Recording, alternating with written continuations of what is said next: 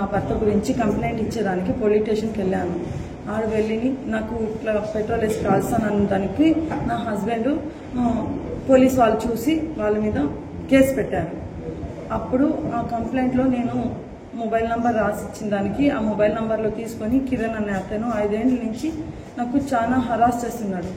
దానివల్ల ఈయన ఇట్లా సతాయిస్తా ఉన్నాడు అనేసి నేను దేవేంద్ర అతను నాకు ఫ్రెండ్, ఆయనకి నేను చెప్పాను. ఆయన ఏం చెప్పారంటే నాకు ఉమా అనే అతను నాకు ఫ్రెండు, నాకు తమ్ముడు కూడా అవుతాడు, తనకి నేను చెప్తాను అనేసి తన దగ్గరికి తోడుకొని వెళ్ళి తనకి తెలియజేశాడు. తను తెలియజేసిన తర్వాత ఆయన నేను మాట్లాడతాననేసి తను భయపెట్టాడు. కిరణ్ అనే అతనికి ఉమాశంకర్ తనకు భయపెట్టి ఈయన మరో ఉద్దేశం పెట్టుకొని నన్ను నేను ఒకరోజు ఉమాశంకర్కి మిస్ కాల్ ఇచ్చాను. సార్ దయచేసి నేను ఒక కష్టంలో వచ్చాను, నన్ను హెల్ప్ చేయాలని కోరాను, ఒకడు బాధ పెడుతున్నాడు అనేసి మీ దగ్గర సహాయానికి వచ్చాను. మీరు ఇలాగే మాట్లాడితే మీకు ఇట్లా న్యాయం కాదు సార్. నేను చాలా బాధల్లో ఉన్నాను, నేను చాలా తీరని కష్టాల్లో నేను ఉన్నాను. అలాంటినప్పుడు మీరు ఇట్లా మాట్లాడడం న్యాయం కాదు అని చెప్పినా కూడా తను 1కి 10 సార్లు ఇంటికాడికి వచ్చి వేధించేవాడు. ఒకరోజు వీళ్ళ వల్ల నేను నా భర్త గురించి బాధపడి నాకు ఇలా జరిగింది, వీళ్ళు కూడా ఇలా మోసం చేస్తున్నారు అనేసి బాధతో నేను సూసైడ్ చేస్తున్నాను అనేసి దేవరకొండ మీదకి వెళ్ళాను. నేను నా 3 బిడ్డలు వెళ్ళిన తర్వాత నేను సరే ఎట్లా అనేసి కొంచెంసేపు ఆలోచించిన తర్వాత మళ్ళీ మనసు మార్చుకొని సరే ఆయనకి దేవేంద్ర కాల్ చేద్దామని చేస్తే తను ఎత్తలేదు, స్విచ్ ఆఫ్ అయిపోయింది. 2 టైమ్స్ కాల్ చేశాను, స్విచ్ ఆఫ్ వచ్చింది. సరే అనేసి ఇంకా 2-3కి కాల్ చేశాను. కాల్ చేస్తే కూడా వాళ్ళు ఏం సమాధానం చెప్పలేదు.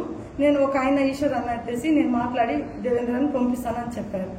తర్వాత సరే ఇంకా రాలేదు కదా అనేసి వెయిట్ చేస్తుంటే 2 కానిస్టేబుల్ వచ్చినారు. ఆడికి 2 కానిస్టేబుల్స్ వచ్చిన తర్వాత నువ్వు ఎందుకు మా ఇక్కడికి వచ్చావు, నువ్వు ముస్లిం అమ్మాయి కదా ఎందుకు వచ్చావు అని.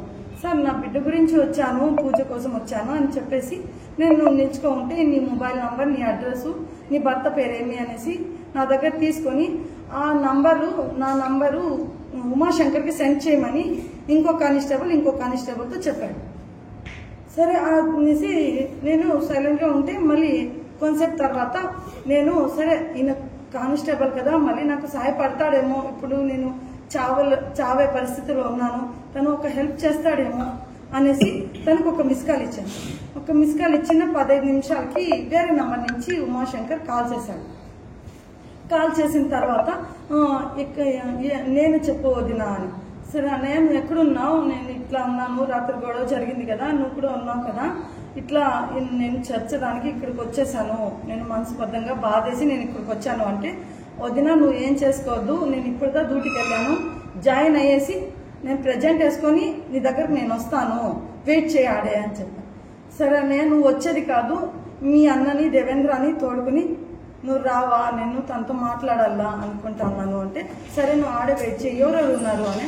నేను నా 3 బిడ్డలు ఉన్నాము, దానికోసం వెయిట్ చేస్తాను సార్ అంటే సరే నేను వస్తాను అనేసి తను కార్లో వచ్చాడు, వైట్ కలర్ కార్లో వచ్చాడు.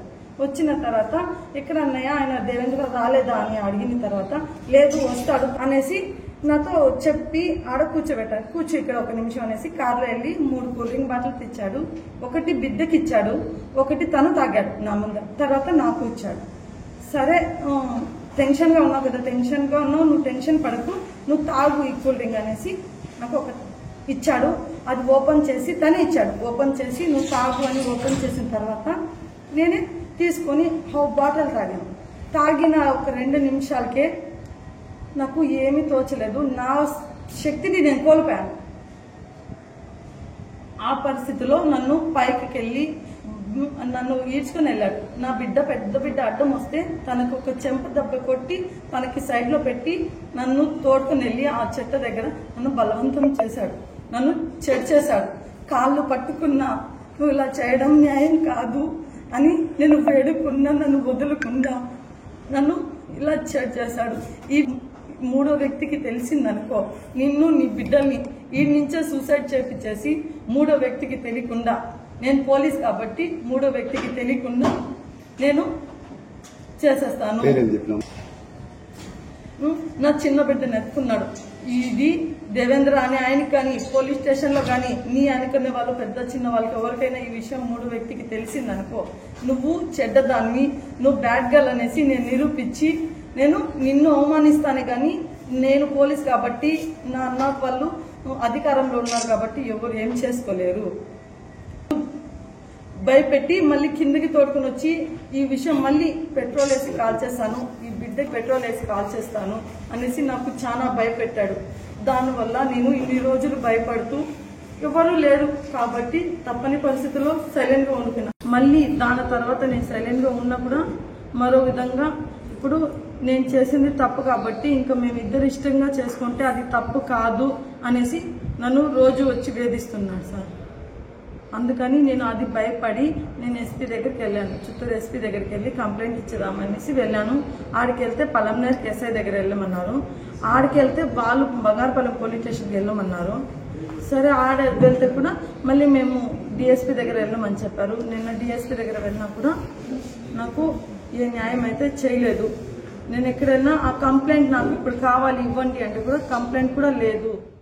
చిత్తూరులో ఈరోజు షబీర్ అనే ఒక మహిళ, ఒక కానిస్టేబుల్ ఉమామహేశ్వర్ ఇంకో వ్యక్తి వల్ల తనకు అన్యాయం జరిగిందని, తన మీద మందభంగం జరిగిందని పోలీస్ స్టేషన్ వెళ్తే ఫిర్యాదు చేసే పట్టించుకోలేదని చెప్పేసి ఆమె ప్రెస్ మీట్ ఒరిజినల్గా నిజానికి ఆమె ఇచ్చిన కంప్లైంట్ పేరు మార్నింగ్ ఎఫ్ఐఆర్ అయ్యింది. ఆమె పైన జరిగిన ఆమె ఇచ్చిన కంప్లైంట్ పేరుకు ఆమె వాదమూలకంగా ఇచ్చిన కంప్లైంట్ మేరకు నిన్న మార్నింగ్ ఎఫ్ఐఆర్ అయిపోయింది. ఎఫ్ఐఆర్ అయిపోయిన తర్వాత ఆమె ఇంటికి వెళ్ళి ఆ విధంగా స్టేట్మెంట్ చేయించి ఆమె చెప్పిన దానిపైన ఎఫ్ఐఆర్ అయిపోయింది. సమగ్రంగా విచారణ జరుపుతాము. తప్పు చేసిన వ్యక్తులు ఎవరైనా సరే కఠినంగా శిక్షిస్తాం. అదే డిపార్ట్మెంట్ ప్రైమరీ ఎంక్వైరీ చేసి వాళ్ళపైన మిగిలిన తదుపరి చర్యకు ఎస్పీ గారికి కూడా రిపోర్ట్ పంపిస్తాము. యాజ్ ఫర్ ఫ్యాక్ట్ దీనిపై ఇన్వెస్టిగేషన్ జరుగుతుంది. ఎందుకంటే పోలీసులు చెప్పినా కేసు కాలేదు, పోలీసు పైన ఇది అవుతుందని ఒక బ్యాడ్ పబ్లిసిటీ, ఒక నెగిటివ్ పబ్లిసిటీ కాకుండా ఉద్దేశంతో మీటింగ్ పెట్టడం జరిగింది. మార్నింగ్ 2 o'clock మా సిసిటివి ఇమేజ్ చూసుకున్నా కూడా 11 కోట్ 12 కోట్ ఎప్పుడో పెరిగినట్టుంది. బట్ 10 o'clock ఎఫ్ఐఆర్ అయిపోయింది. మళ్ళీ తిరిగి ఎందుకు పెట్టారో ఏమో ఐడియా లేదు. బట్ డెఫినెట్ గా దీని మీద సమగ్ర విచారణ జరిపి తగిన చర్య తీసుకుని యాజ్ పర్ ఫ్యాక్ట్స్ ఈ కేసు ఫైనల్ చేస్తాం. సార్ ఏ స్టేషన్ సార్ కంప్లైంట్ ఇచ్చిన? Bangarapalem police station. ఆమె సుమారు 4 months back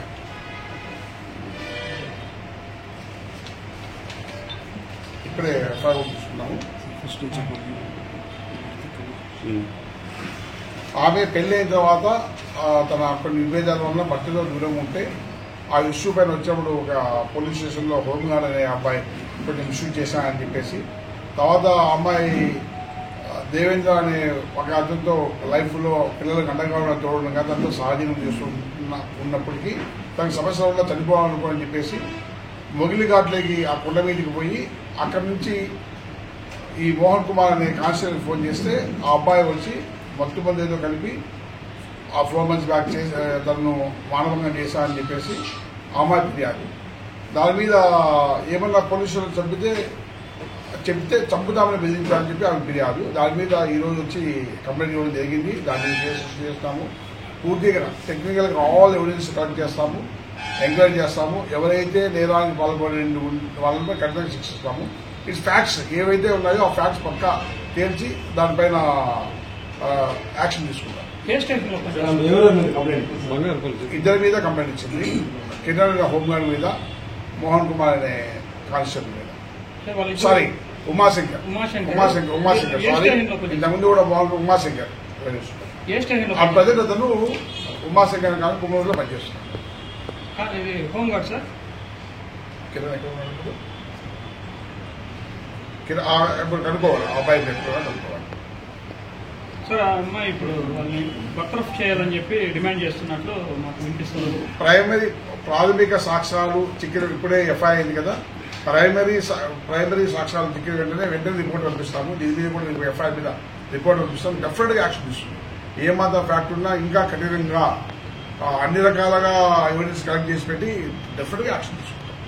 sir police department పైన ఇట్లా ఆరోపణలు వస్తాను కదా సార్, దానికి మీరేం తెలుసు? అది చెప్తున్నాం కదా, పక్కా నిజాలు వెలికి తీసి డెఫినెట్ యాక్షన్. ఎవరైనా డిపార్ట్మెంట్ వ్యక్తి అయినా ఎవరైనా కానీ చట్టానికి అతీతులు కాదు. చట్ట పరిధిలో లేకోకుండా ఏమాత్రం ఎక్కువ చేసినా కూడా డెఫినెట్ గా యాక్షన్ ఉంటుంది. ఇందులో నిజాలు పూర్తిగా నిర్ధారించుకొని తర్వాత ప్రెస్ మీట్ లో అన్ని కూడా ప్రజెంట్ వాళ్ళని సస్పెండ్ చేసేది జరిగిందా సార్? ఇంకా లేదు సార్. ఇప్పుడు ఈ రోజు 10 గంటలకు ఎఫ్ఐఆర్ అయింది, ఈరోజు 10 గంటలకు అయింది. ఇప్పుడు ఎఫ్ఐఆర్ తీసుకొని దీని పెడుతున్నాం. డెఫినెట్ గా ఆఫ్టర్ ఎంక్వైరీ ప్రైమరీ రిపోర్ట్ పంపిస్తాం ఆఫీసర్స్ కు. దాని ప్రకారం డెఫినెట్ యాక్షన్. పోలీసులు అని చెప్పి కొంతమందిని బెదిరిస్తూ, అంటే పోలీసు వాళ్ళే మేము మాకు అడ్డం లేదనేసి కొంతమంది బెదిరిస్తున్నారు. దీనిపైన మీరు జనరల్ చెప్పుకోకుండా ఏదైనా ఇష్యూ మీరు చెప్తే ఉంటుంది. జనరల్ గా చాలా కామెంట్ చేస్తుంటారు.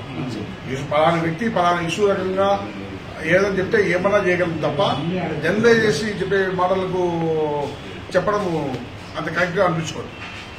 అదే సార్, డబ్బులు తీసుకుని అడిగితే ఇంకా ఏ విషయం చూడండి, ఎక్కడ జరిగింది, ఏం స్పెసిఫిక్ గా ఫలానా అని అడిగితే డెఫినెట్ గా జనరలైజ్ చేసే క్వశ్చన్స్ కు ఆన్సర్స్ కష్టంగా ఉన్నాయి.